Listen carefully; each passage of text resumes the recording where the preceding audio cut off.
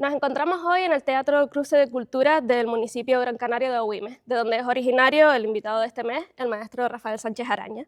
En la actualidad, Rafael es el director titular de la Orquesta Sinfónica de Las Palmas y el director musical de la temporada de Zarzuela de Canarias. Ujú.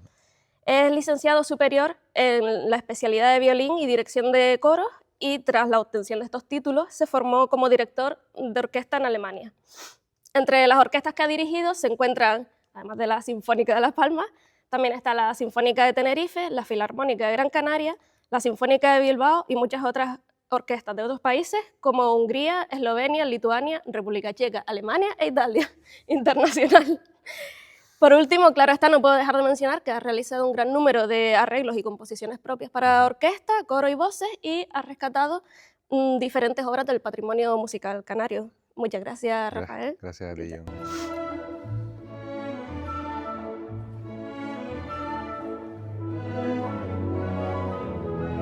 En la entrevista para la revista digital Ritmo mencionaba brevemente que tus primeros maestros de dirección de orquesta fueron el italiano Pelucchi y los alemanes Blumake, Sandman. ¿Y de qué forma influyó cada uno de ellos en tu carrera como director? Bueno, el primero de ellos fue Pelucchi, que Pelucchi fue es un especialista en la ópera de Donizetti, especialista en Donizetti y Mayr, que fue el profesor de Donizetti, y él vino a dar un curso en el conservatorio, justo yo estaba estudiando dirección coral, y él vino a dar un curso de ópera de Donizetti, concretamente el Lisir d'Amor de Donizetti. Entonces, en ese curso, pues estaba yo solo como alumno de dirección, entonces pues me tocó llevarme la mayor parte de las clases de él, afortunadamente para mí. Y, y justo después, realmente yo estaba estudiando dirección coral porque en Canarias no había dirección de orquesta. Entonces, cuando hicimos ese curso, que para mí fue un estrés increíble, porque nunca me había enfrentado a dirigir una ópera, y la hicimos al final del curso en versión de concierto, pues cuando terminó ese curso, él me cogía aparte y me dijo, tú tienes que estudiar dirección de orquesta. Qué Y yo bueno. estaba estudiando dirección coral en ese momento, ¿no? Porque no había dirección de orquesta. Siempre mi sueño fue de niño, siempre fue ser director de orquesta, ¿no? Entonces, a raíz de esa relación con Pelucchi, pues me fui a Italia, hice un Erasmus con él. Y si tengo que definir en una palabra la experiencia con Pelucchi fue ilusión. Fue ilusión porque él me abrió un mundo maravilloso Sí. de posibilidades y de caminos en los que se puede caminar este maravilloso mundo de la dirección de orquesta, ¿no? Entonces, Pelucchi fue una persona que hoy día es un grandísimo amigo, por supuesto, pero en ese momento fue vital, fue muy, muy importante para mí porque me hizo incluso decidirme, porque no, Sí. obviamente por desconocimiento en Canarias no tenemos tradición de directores, de estudiar dirección de orquesta. Entonces él me ayudó muchísimo en ese aspecto. Sí, fue como quien plantó una semilla Sí, casi. él fue el que plantó la semilla y la verdad es que me hizo coger muchísima ilusión, muchísimas conversaciones. Él es una persona que es sabiduría pura, ¿no? Entonces con él pasamos ratos ahí en Italia, en Udine, que es donde hice el Mm, Erasmus, y fue maravilloso realmente. Si lo tengo que definir en una palabra sería ilusión. qué bueno. Luego me fui a Alemania y bueno, hubo bastantes cosas, digamos, en medio, pero al final pasó el tema de que me fui a Alemania, recibí una beca y demás, y me acabé como alumno en la Hochschule für Musik de Detmold. Y ahí estaba Blume, que Blume era bueno, ya está retirado, pero todavía da algunos cursos. Es un grandísimo profesor de dirección. Él ejerció como Kapellmeister en varios teatros en su juventud y todo el mundo me recomendaba a él porque era un gran maestro, ¿no? Entonces yo estuve con él 2 años y medio. Ujú. Tuve el hándicap de que es que en Alemania se tiene que estudiar es decir, para tú poder entrar a hacer un bachelor, un superior de dirección de orquesta, tú tienes que ser pianista. Y yo soy violinista, o sea, mi primer instrumento es el violín. Entonces yo estudié violín, luego dirección coral y luego máster en dirección de orquesta. Entonces para mí eso fue un gran problema porque Claro. todas las asignaturas estaban planteadas desde el instrumento del piano. Era la dirección, pero todo estaba planteado desde ser instrumentista de piano. Entonces para mí fue un problema. Hice las pruebas, quedé en la parte de dirección, quedé el primero, pero Ah, no pude entrar porque no tenía la parte de piano. vale. Entonces para mí fueron años difíciles, pero él me acuerdo que me dijo una frase que me dijo, tal vez no puedes estudiar dirección oficialmente en Alemania, pero eso no significa que no puedas dirigir. Y él para mí fue una persona fundamental también porque fue como la confirmación de Mm, estoy en el camino aunque sea duro. Fue la confirmación y es una persona que realmente le aprendí muchísimo de él, muchísimo. Una persona que realmente me ayudó cuando no tenía por qué ayudarme. Yo era un alumno externo, era como un alumno oyente que venía a las clases, pues así estuve 2 años y medio. oh, Y él me trataba como un alumno más, aunque no tuviera una matrícula como alumno oficial y tal, y así estuve 2 años y medio. Y luego estuve buscando un máster mm, donde yo poder, ya que el superior no lo podía hacer en Alemania por el tema del piano, pues buscar un máster donde no me pidieran piano o muy poco de piano, porque en Alemania, como te digo, está todo centrado sí. en el piano. Es una vieja tradición del sistema educativo y demás. Entonces, al final me puse a buscar, estuve mirando, tal, y encontré un máster que era, te lo traduzco al alemán, pero básicamente es como un máster especializado en dirección de orquesta para gente que ya está trabajando, ya tiene una cierta experiencia dirigiendo, Ah, bueno. y es muy concentrado en la asignatura de dirección de orquesta. De hecho, el máster es constantemente solo clase de dirección y tienes una asignatura de más y después un trabajo fin de máster y demás. Pero es Mm, todo concentrado porque después tienes prácticas con orquestas profesionales, el nivel de exigencia es mucho mayor y tal. Entonces encontré ese máster en una de las Hochschulen de Alemania, que fue concretamente en Dresden, una ciudad ok. maravillosa, que fue donde realicé el máster. Entonces ahí entré, me aceptaron y entré con mi profesor, con Sadman. Y Sadman para mí fue como la proyección total, Mm, porque Sadman es una persona, fue como ir al cuartel, ¿sabes? Fue tu como real, mili. sí, sí, fue la mili porque era una persona extremadamente exigente, pero extremadamente de cada movimiento exactamente, ¿no? Y para mí a veces era muy frustrante porque yo quería, ¿sabes? La Claro. dirección de orquesta va mucho de expresión corporal, ¿no? Mm, Entonces tenía que hacerlo exactamente de una determinada manera, cortar de una determinada manera, marcar de una determinada manera. Estabas haciendo prácticas con orquestas profesionales, te paraban, ¿no? Esa mano no está donde tiene que estar. En fin, y fue bastante duro en ese sentido, fue muy, muy exigente. claro. Pero agradecí, posteriormente, agradecí mucho esa exigencia y esa disciplina porque esto es como, por ejemplo, en armonía, o sea, realmente tienes que saberte todas las reglas para poder saltarte. O sea, yo realmente ahora me salto todas las reglas, yo no dirijo como cuando salí del máster, ni mucho menos. Tengo una forma de dirigir diferente y creo que es normal, en un director va evolucionando la forma de, Sí. Después te de preguntaré sí, sobre sí. tu sello. La forma de dirigir de cada uno es una expresión muy personal, al final es una expresión corporal y tal. Claro. Entonces, pero me sirvió muchísimo esa base, esa técnica base del gesto para poder después resolver problemas Mm, en el propio camino del desarrollo de la carrera, ¿no?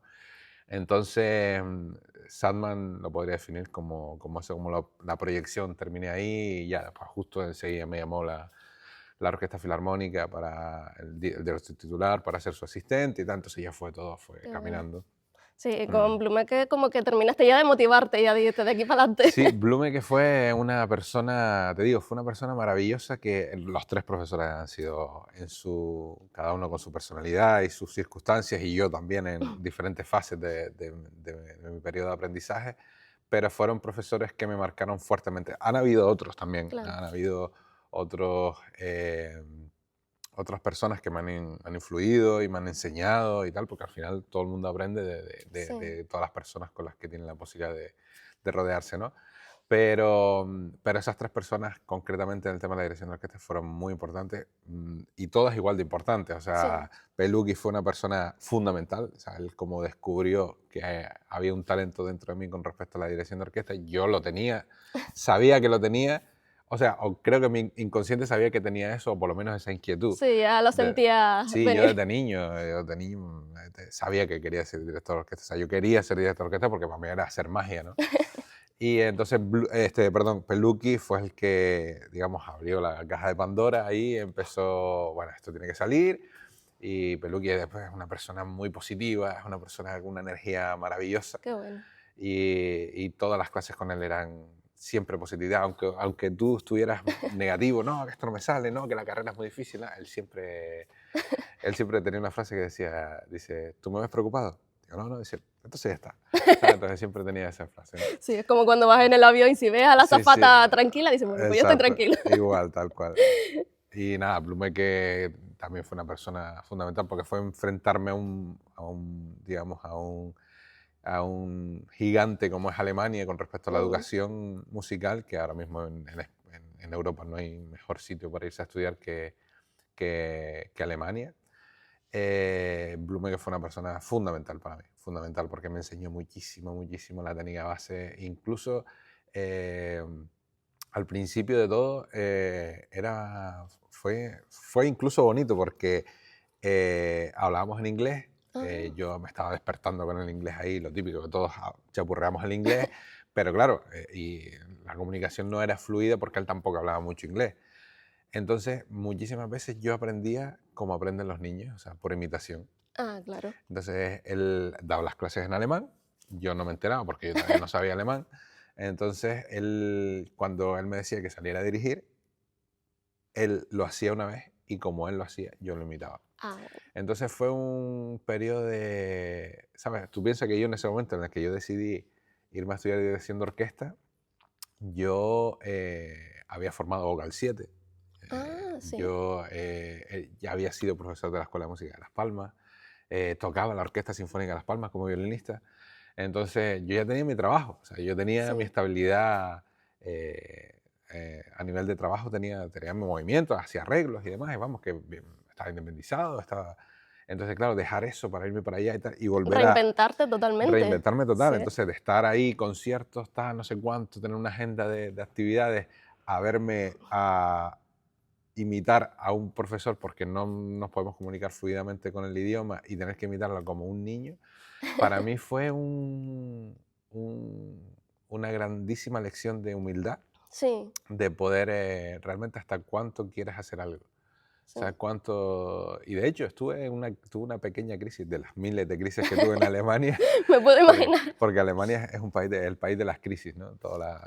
Conozco muchas personas, mi pareja también estudió en Alemania y ella me dice que también es un país complicado en el sentido de que invita mucho a ese tipo de crisis Sí. precisamente porque Y el somos choque cultural. el choque cultural, el tema de la luz, en fin, la sociedad y tal, pero bueno, eso es otro tema.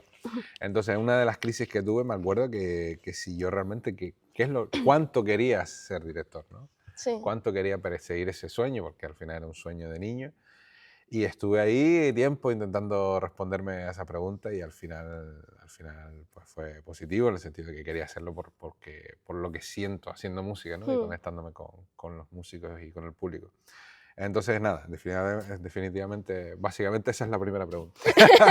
Bueno, ya podemos hacer otro podcast para... Básicamente, sí, sí.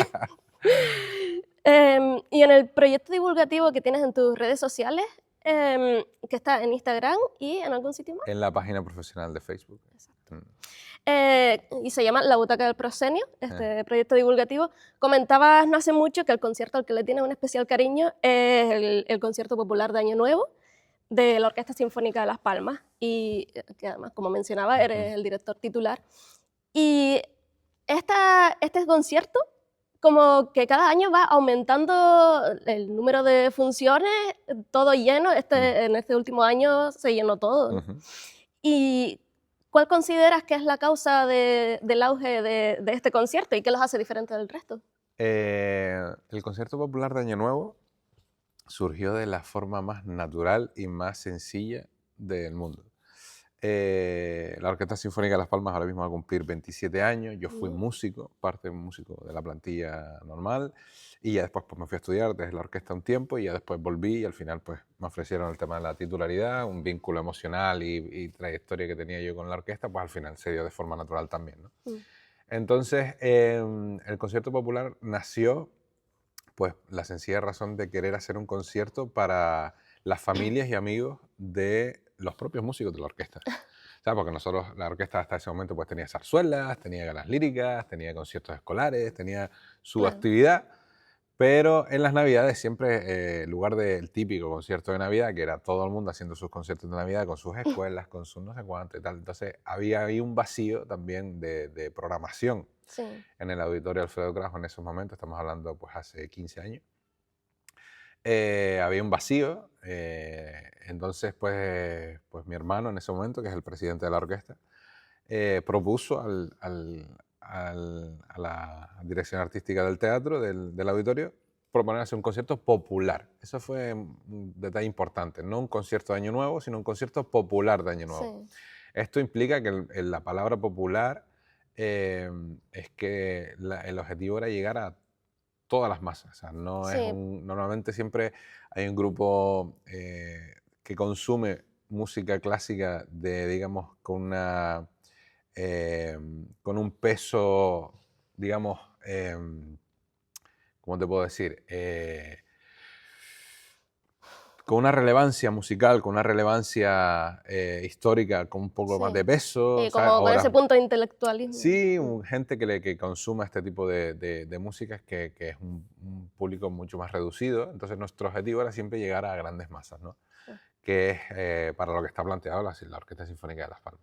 Entonces a raíz de ahí pues planteamos, entonces dentro de popular entra todo. O sea, de hecho el concierto popular es muy sencillo, la estructura del concierto es siempre la misma. O sea, nosotros Mm, ponemos, normalmente empezamos con ópera, luego está zarzuela, tenemos que pasar por la zarzuela obligatoriamente.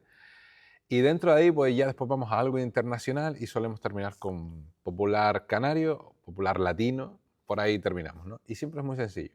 Luego intentamos, lo hemos hecho muchos años y lo seguimos haciendo, que es que un componente de la orquesta toque de solista. El mm, tocar de solista para un instrumentista es algo muy positivo y claro, es un reto absoluto porque estás acostumbrado al trabajo diario a tocar en sí. grupo y tocar solista es una forma de crecer también, ¿no? Entonces han pasado muchísimos por el escenario y ha sido una experiencia súper enriquecedora. Y a la misma vez, pues siempre hemos propuesto el tema de traer un solista vocal. E incluso dos, hemos llegado a algunas ediciones de dos solistas. Sí.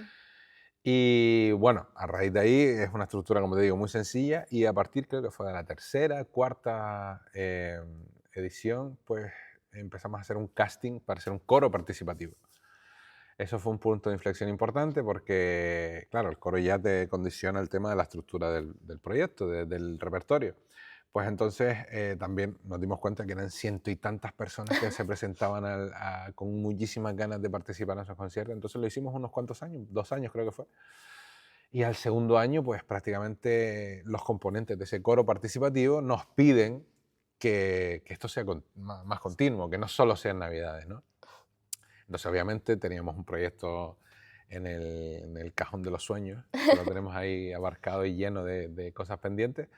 Pues ahí sacamos la idea del coro de la Orquesta Sinfónica de Las Palmas. Entonces ahí nace prácticamente por empuje e iniciativa de los propios coristas. Entonces en ese momento pues estaba Maite Robaina, que es la directora, Sí. una grandísima profesional que está haciendo un trabajo desde su comienzo maravilloso. Y, y nada, a raíz de ahí surge el coro de la Sinfónica y eso ha sido un punto de inflexión muy importante para el desarrollo y el crecimiento del propio Me puedo concierto, ¿no? imaginar tantos integrantes, además, es Claro, estamos que es hablando de son muchísimo. casi 100 personas de coro que están meses ensayando para ese momento, ¿no? Entonces eso da mucha, ¿sabes? Mucha variedad al concierto porque empiezas una obra de orquesta sola, luego un número de coro de ópera con el coro, luego un número de solista y tal, Mm, entonces vas muy variado y cuando te das cuenta llevas hora y media de concierto y tal, ¿no? Entonces eso ha sido un punto importante. Cosas que... ¿Por qué ha crecido? Bueno, realmente no tenemos la solución real. Creemos varias cosas y una de las cosas que creemos que es tan atractivo este concierto es primeramente porque la orquesta se conecta mucho entre ellas. La sí. orquesta, este concierto para la propia orquesta es muy especial porque son fechas incluso de componentes que ya están en otras orquestas en Europa trabajando y demás, vienen para ese Ah, momento, entonces nos reunimos ahí. Entonces es algo importante. Por otra parte, es uno de los conciertos donde más plantilla, más grande tenemos. Otras veces pues son plantillas más reducidas, pequeños formatos y demás. Entonces ahí tenemos una plantilla muy grande, probablemente la máxima que hemos hecho. Entonces, son fechas también especiales y demás. Claro, sí, de reencuentro, De no solo con la reencuentro, familia, sino con con toda la compañeros, sí, sí, plantilla, sí. sí. Y luego también el tema de, siempre cuando uno va a un concierto de música clásica, el público va predispuesto a ver un concierto de música clásica. Entonces, cuando ve que la propia orquesta se levanta y empieza a bailar, y que eso lo hemos visto en vídeos, ¿no?, de otras orquestas en Latinoamérica y demás, pero vemos que son gente de aquí, que son Mm, gente de tal, que tiene un nivel excelente, y esas que pueden hacer una interpretación de una obra, digamos, muy seria, con una excelente ejecución, y luego ponerse a bailar un mambo, ¿no? Entonces, esa rotura con esa cuarta pared que se dice en el teatro, ¿no?, de romper y conectarte con el público, eso es súper importante. Eso, y claro. creo que ha sido uno de los éxitos del concierto, que es conectarte con el público Sí, individualmente, ¿no? totalmente. Entonces, creo que ha sido uno de los grandes éxitos, y porque el repertorio tiene una cosa súper importante de este concierto, y es que el repertorio no se publica. Hasta el primer día de concierto, la gente no sabe qué va a haber. No sabe, o sea, sabe que va a haber un concierto de música popular de Año Nuevo, pero no sabe qué obras van a hacer, solo se Sí. publican los solistas que van a aparecer, pero no saben qué van a interpretar, no saben nada. Entonces, eso siempre hay un punto de Sí. factor sorpresa ahí importante, ¿no? Sí, bueno, y ahora que lo estamos viendo con las cajitas sorpresa que se han vuelto de moda otra Sí, vez, sí, pues sí, es un sí. poco así, pero en versión música. Total, y eso también ha sido de forma natural, o sea, realmente al principio no dijimos, no, vamos a mantener el repertorio sorpresa. No, era como, no lo vamos a obligar porque a lo mejor se nos olvidó, o Mm, porque dijimos, no vamos a desvelarlo, o vamos a ver si cambiamos alguna obra y tal. Y entonces, de forma natural, como ya llevamos tantos años que no se publicaba, pues vamos a dejarlo. Entonces, al sí, final, veíamos también que eso era una forma de conectar al público, porque el público está mucho más atento. Si el público ya sabe que va a haber una interpretación tal, incluso hasta días antes se pone a escuchar, esto, lo otro. ya. Entonces queremos ese factor sorpresa importante. Entonces, y digamos, el último factor que creemos importante es el tema de unión que se ha creado entre el propio público. Es decir, es un público que ya consume ese propio concierto y que demanda ese concierto, porque también es una forma de reencuentro para ellos. Claro. De hecho, tenemos mucha gente, te digo, que hay empresas que su regalo de Navidad para los trabajadores es una entrada para el concierto de Año Nuevo. Ay, qué Sí, bueno. sí, conocemos familias que el regalo de la abuela en Navidad es una entrada para el concierto de Año Nuevo, y van 25 de una familia. ¿Sabes? Ese tipo de Qué historias. bonito. Entonces, sí, sí, o sea, Mm, concretamente este último año, pues eh, justo a la clínica dental donde voy yo, pues vino, o sea, se fueron a hacer el almuerzo el mismo 26 por la tarde, y por la noche fueron qué al concierto de Año maravilla. Nuevo como celebración, ¿no? Entonces, algo creo que importante cubrir eso para el público, y la verdad es que súper felices de este éxito natural que ha sido, ¿no? Entonces, el año que viene ya haremos, bueno, el año que viene no, este final de año, Sí, es verdad. 2026, será el 15 aniversario. Ah, 15 aniversario de este concierto de Año Nuevo, y bueno, ahí estamos todo el año dándole un poquito de vueltas al repertorio. Los solistas ya están apalabrados, no se pueden decir, porque es sorpresa. Lo diremos pocas semanas antes, y nada, yo creo que un poco eso, un poco es pues esa- estamos en febrero, a mí ya me es- está despertando la- la intriga ya.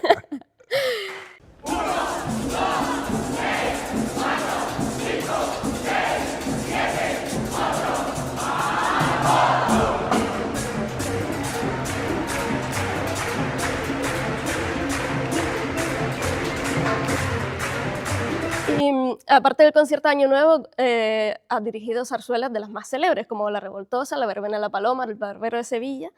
Y también en noviembre dirigiste el concierto Tiempo del Alicio, Sonidos de la Baisal en Ujú. concreto. Y estás un poco en todo. Pero, ¿hay algún género o algún tipo de concierto que te emociona más, que tu favorito, por así decirlo? Eso es complicado, ¿eh? Me Es imagino. complicado. Obviamente a mí lo que más me revuelve emocionalmente es la ópera. Mm, Pero porque la ópera es la representación de la misma vida en la escena. O sea, sí, realmente es eso, ¿no? Entonces, el teatro lírico en sí. La zarzuela es algo que yo he mamado mucho desde pequeño. Yo toqué zarzuela en la propia sinfónica cuando yo tenía 16 años. yo, Desde los 16 años tocando zarzuela, pues obviamente un repertorio, un bagaje musical ahí de zarzuela importante.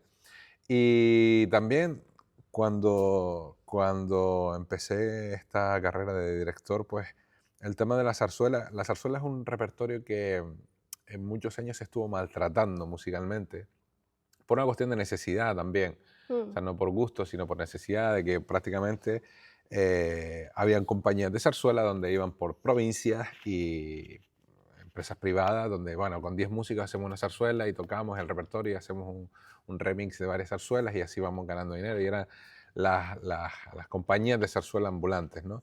Y eso hizo que la zarzuela se interpretara mal, sin gusto, con muy pocos ensayos, sin la formación adecuada, tal. Entonces hay grabaciones pues, de muy mala calidad en ese sentido. Y eso hizo que la zarzuela se viera durante muchos años como una música menor, sí, ¿no? Porque las grabaciones que nos llegaban era ese tipo de grabaciones. Entonces, con los años se ha visto y hay muchísimos compañeros y compañeras que nos enfrentamos a la partitura de una zarzuela con el mismo rigor que te puedes enfrentar a un Puccini o un Verdi, ¿no? Y creo que es importantísimo eso, primeramente porque lo vale, claro, eso no hay ninguna duda de eso, está más que demostrado, y segundo porque es nuestra música, o sea, es claro. muy importante que, o sea, la zarzuela es la combinación perfecta entre el teatro lírico y la música popular. Mm, La música popular es muy importante para un músico, independientemente sea músico de salsa, músico de música popular canaria o un músico clásico. O sí, sea, yo soy un músico clásico y yo amo la música popular, yo escucho música popular, música folclórica, o sea, por eso, por ejemplo, el Tiempo del Alicio. Tiempo mm, del Alicio es la segunda parte de un proyecto que nació en el primer disco, que era Cantos Isleños. ujú, Afortunadamente tenemos un repertorio en nuestro folclore, en nuestra música popular muy amplio. Y desde ahí pues empezamos a hacer una serie de arreglos, a rescatar arreglos que hacían mucho que no se hacían y tal. Entonces elaboramos un disco que se llamaba Cantos Isleños, que lo presentamos en la Casa de Canales de Madrid. ah, sí. Si no me equivoco fue en 2020, un mes antes de la Uh, pandemia. Un mes antes de la pandemia fue, me acuerdo. Y, y básicamente esa fue la primera parte. La segunda parte fue Tiempos del Alicio, que va enfocada a la misma idea. Hay otros solistas y hay otros arreglos, hay otros temas, obviamente, ¿no? Pero el objetivo es el mismo. Al final es engalanar nuestra música popular y nuestra música folclórica en un formato sinfónico coral. Ese es el objetivo. Incluso para este segundo disco, hay arreglos nuevos creados especialmente para este disco. Entonces lo presentamos en Agüimes, en el auditorio de Agüimes, el pasado mes de noviembre. noviembre. Entonces el objetivo obviamente es eso, es grabar ese disco. Se paralizó porque en el momento se iba a grabar en noviembre, pero por una cuestión de organización y demás de la propia orquesta, pues se tuvo que posponer y esperemos que en el 2026 podamos grabar ese disco, pero era la segunda parte de ese primer disco y creo que es importante, necesario y casi de una obligación moral Sí, interpretar nuestra propia música porque mejor que nosotros nadie lo va a hacer, ¿no? Es importante. Y sí, bueno, muy, muy perdón, ilusionado. yo es que personalmente estuve allí y lo vi y digo, qué maravilla, tiene que salir un disco y me lo tengo que poner en el coche. Sí, la verdad es que el repertorio es muy agradecido de escuchar y es algo, digamos, es un sonido que es cercano, Mm, pero no estás acostumbrado a escuchar a ese tipo de música con ese tipo de texturas exacto. musicales, ¿no? Estás acostumbrado a lo mejor a escuchar pues, un tiempo de Gran Canaria pues, con el sonido de una parranda, con el sonido de una guitarra, de un timple Mm, maravilloso, pero en el momento en el que eso lo transformas en una orquesta, en una sección de maderas, metales, buah, percusión, cuerdas, coros, solistas, digamos que no es mejor ni peor, es diferente, pero creo que le da mayor importancia a la riqueza de la propia música. Y creo que mm, es importante eso para cualquiera, porque realmente creo que es una obligación moral para cualquier músico interpretar su propia música. claro. Obviamente todos estudiamos e interpretamos obras de grandes maestros, Mozart, Beethoven, Mm, Puccini, Verdi, todos por supuesto, y son indiscutibles obras maestras que han marcado la historia de la música. Pero es importante que con ese bagaje también podamos interpretar de la misma manera, con el mismo rigor y con el mismo respeto sí, a una folía, al igual que interpretó Verdi, por ejemplo. sí. ese componente de raíz es como súper bonito y me imagino que para un músico también tiene que ser bastante emocionante, además ver el teatro lleno y Sí, escuchando esa música que siente en su vida también. es súper importante, y porque también creo que es muy importante la autenticidad. O sea, cuando te Mm, subas a un escenario es muy importante la autenticidad interna que tú tengas con lo que estás haciendo, ¿no? sí, Entonces, es importante que tú valores lo que estás haciendo, y creo que nadie mejor que nosotros, ¿no? Entonces creo que es importante saber de dónde venimos mm, musicalmente para poder ir a algún sitio, ¿no? Y decir algo de, yo vengo de esta tierra y aporto esto, ¿no? qué Eso es bonito. importante. Y en noviembre también el Ayuntamiento de Galdar declaró la obra Un bolero para Galdar, del maestro Ignacio Rodríguez, como himno de municipio.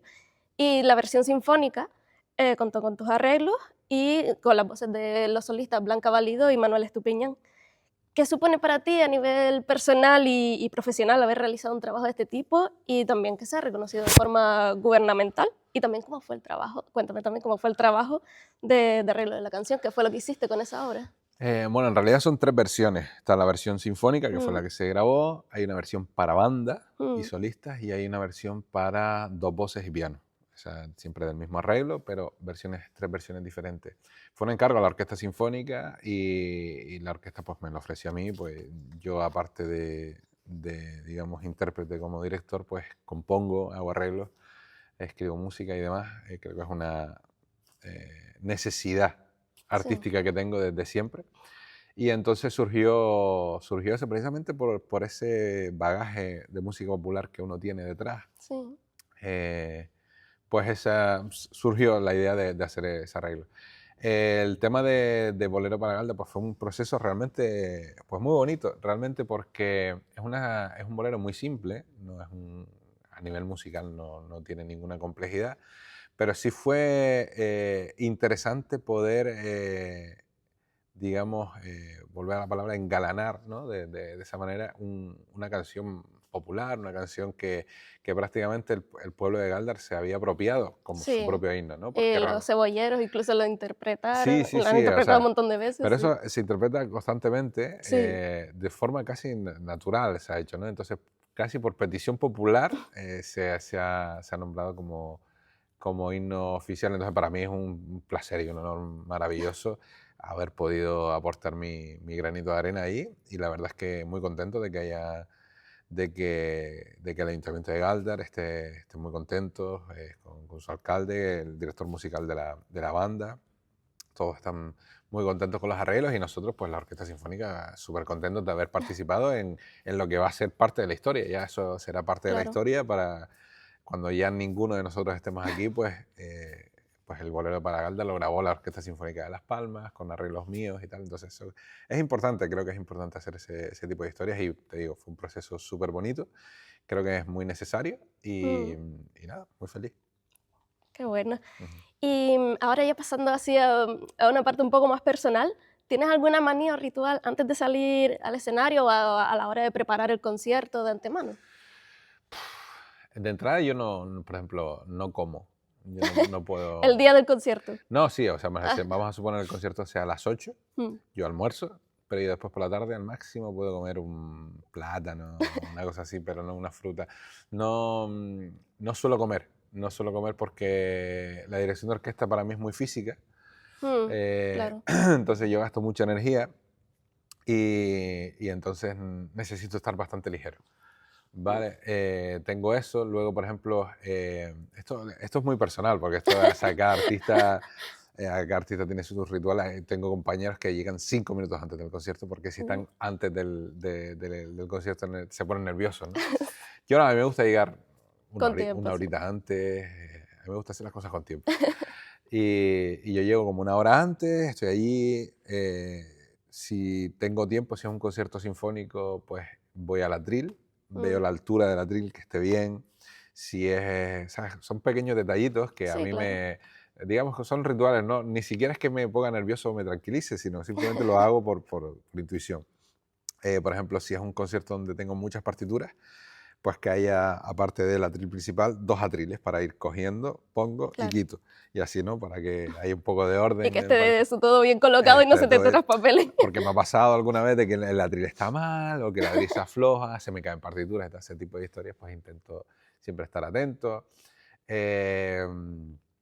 Luego, ¿qué más?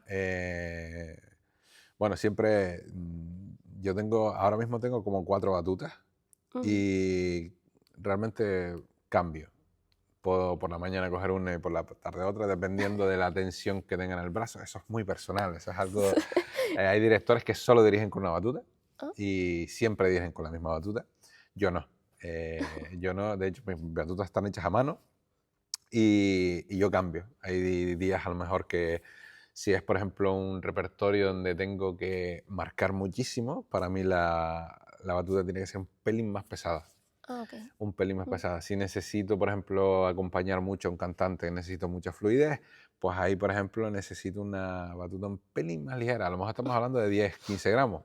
Sí. Pero, Pero se nota. para mí sí, Sí. sí, realmente puedes dirigir sin batuta, realmente. Son manías, realmente no, ni Sí. siquiera es algo que influye, es una cuestión que tienes manía de hacer ese tipo de historias y tal. Y bueno, pues lo típico, respirar, respiraciones profundas y demás, intentar conectarte con lo que va a pasar y ya está.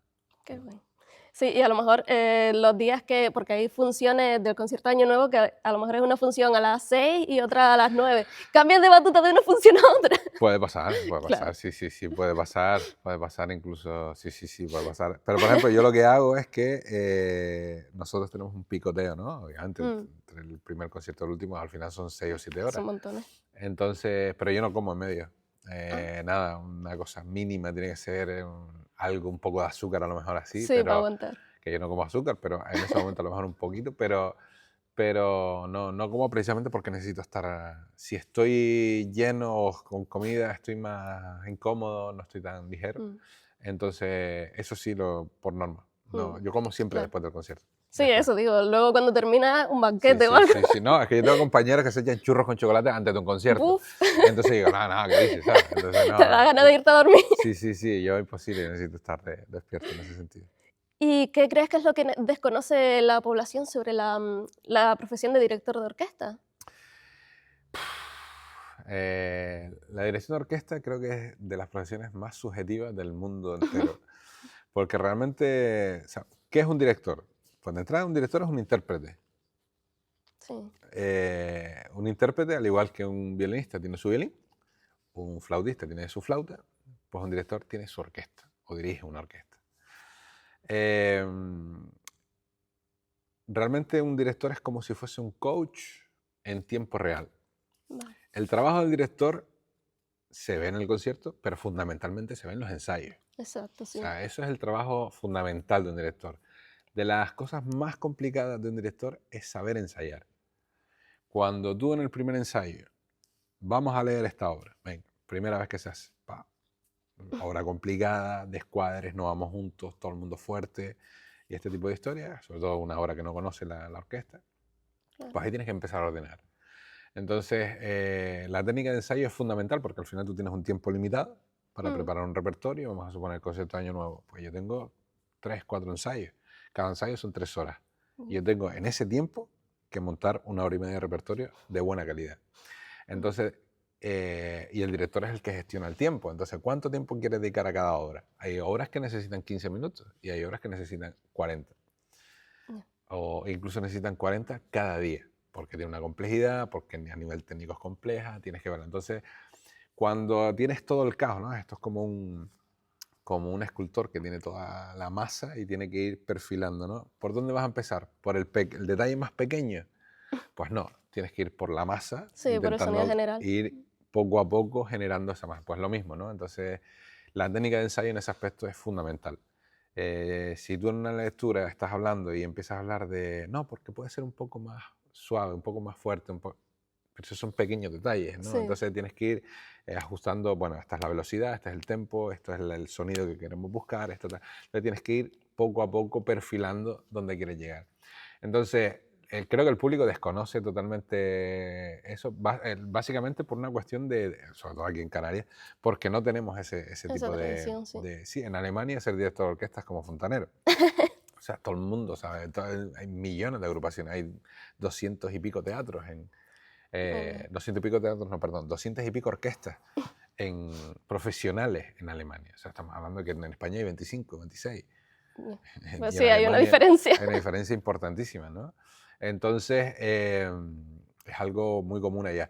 Pero realmente no es una profesión que tampoco se tenga que entender. O sea, realmente creo que la dirección de orquesta va mucho con la energía.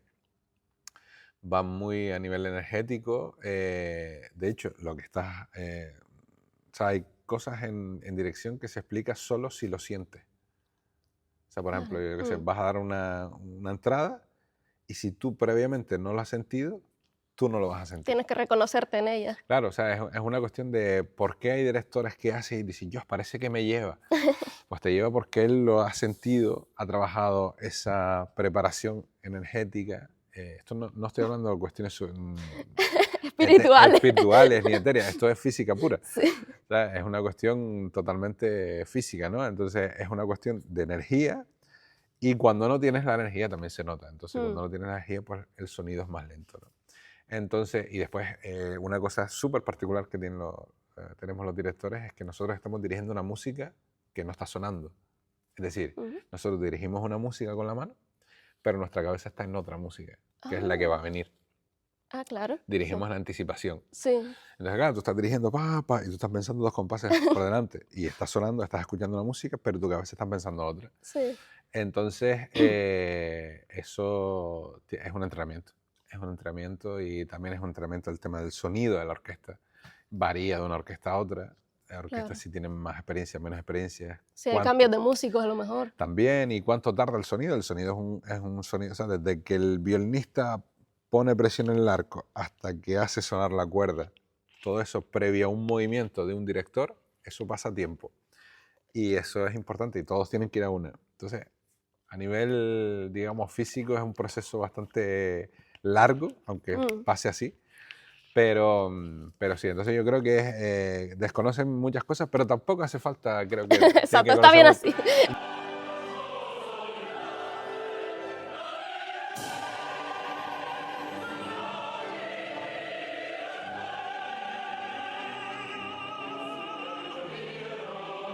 No, al final creo que el director, aunque sea en el concierto, está en el centro por una cuestión organizativa a nivel auditivo, ¿no? O sea, estás en el centro donde escuchas todo lo agudos, los graves y demás. Entonces, pero realmente la batuta no suena.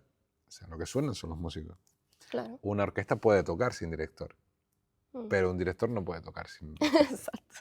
Entonces esto es importante tenerlo en mente y básicamente yo creo que si uno se conecta consigo mismo y hace música con honestidad, con positividad, con buena energía, al final el resultado es maravilloso y al final es lo que le llega al público. Creo que es importante eso. ¿Y ensayas los movimientos en tu casa como si fuera una coreografía? No es una coreografía, pero sí hay una memoria muscular. Claro. No es una coreografía y dice, aquí voy a hacer esto. Es verdad que hay veces que hay partes muy complicadas a nivel técnico donde realmente tienes que organizarte. O sea, porque hay momentos donde el tempo, pues tú vas a una velocidad y de repente es más lento y tal, entonces tienes que pasar a otra técnica para poder organizar a todo el mundo. Entonces eso sí lo estudias. Claro. Eso sí, tal. Si es una cuestión de tal, pues no, o sea... Te va llevando.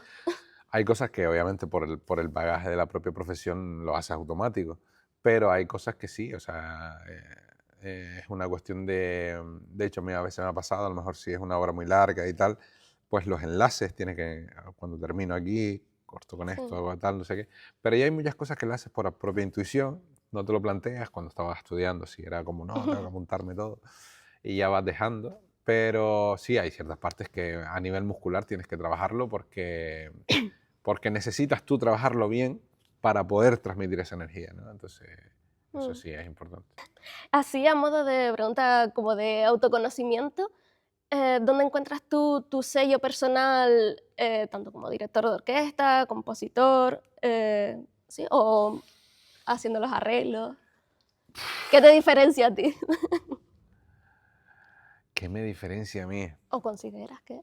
Hombre, esa es una pregunta bastante complicada. ¿Qué me diferencia a mí? Hombre,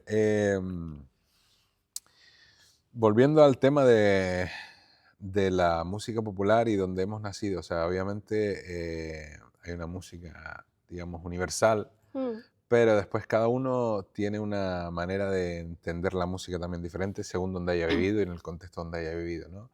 He tenido la suerte de nacer en una tierra maravillosa, llena de música, con músicos impresionantes de la música popular, y creo que eso me ha enriquecido muchísimo.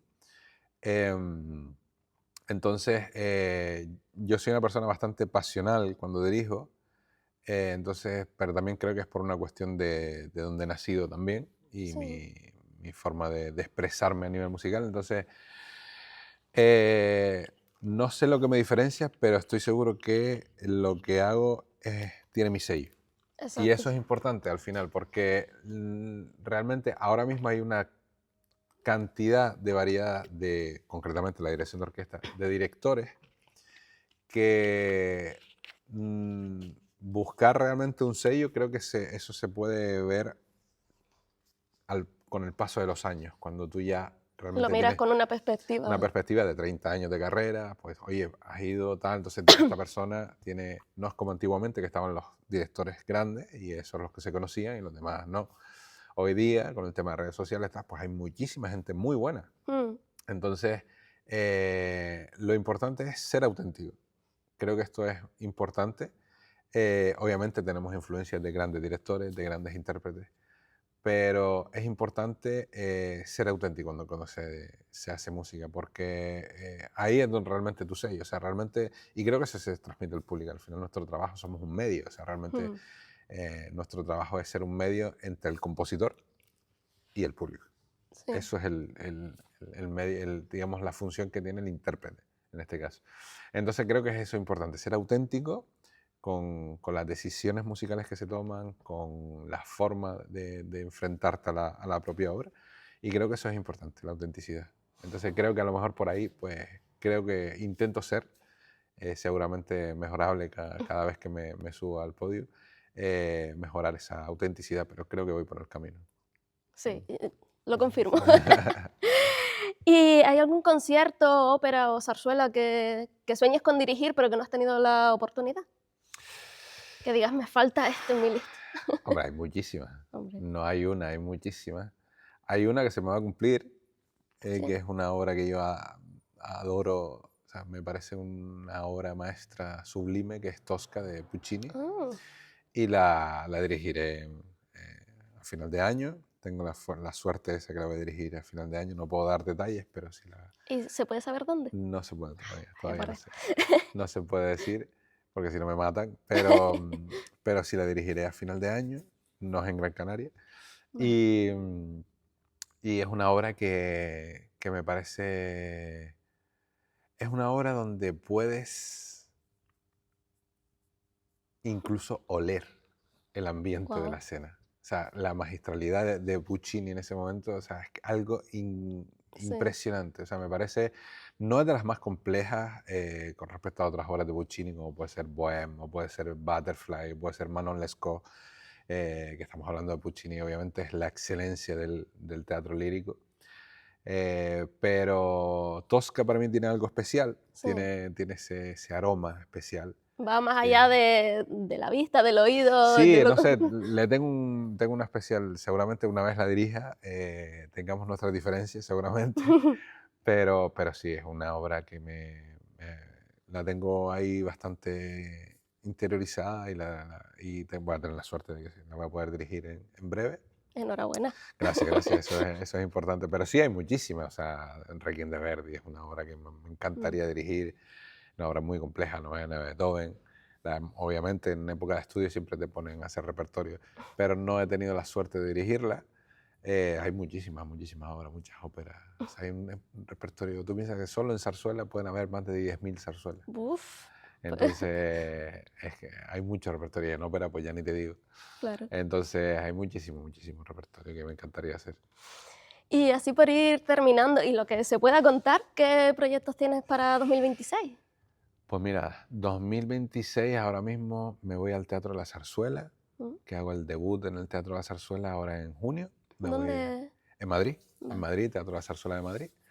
Voy a ser el Gato Montés, soy el segundo director de la producción, el primero es el maestro Pérez Sierra, y yo dirigiré las últimas 3 funciones, son 26, 27 y 28 de junio Ok. en el Teatro de la Zarzuela, y ahí va a ser mi debut con una obra maravillosa que es el Gato Montés de Penela, que con un director de escena emblemático que es Christoph Loew, Mm.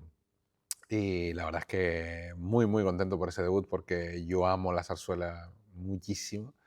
Tengo la suerte de ser director musical de la temporada de zarzuela y entonces para mí es muy importante debutar en ese teatro, ese templo de la zarzuela, ¿no? Que es muy importante, o sea, la primera vez que fui al Teatro de la Zarzuela hay un cartel que pone y dice teatro único en el mundo, porque Wow. es el teatro donde está destinado solo a un género, que es el teatro de la zarzuela, hace zarzuela, y eso es muy importante, ¿no?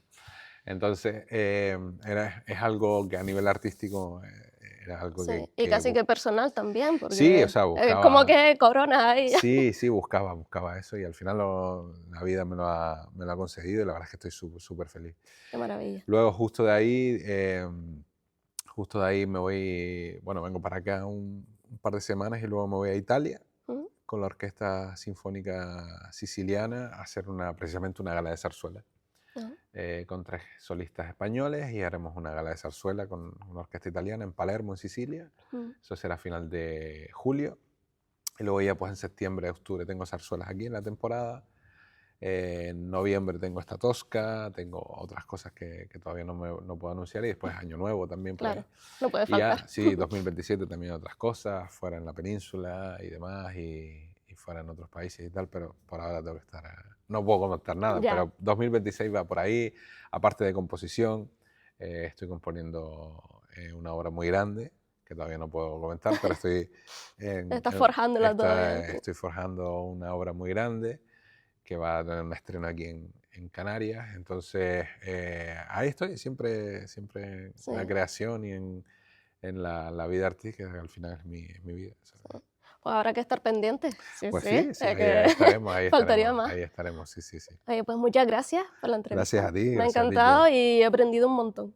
Bueno, para mí también ha sido muy, muy enriquecedor y nada, esperemos que nos volvamos a ver en conciertos, lo que sea, y de verdad, Sí, gracias por esta invitación. gracias a ti.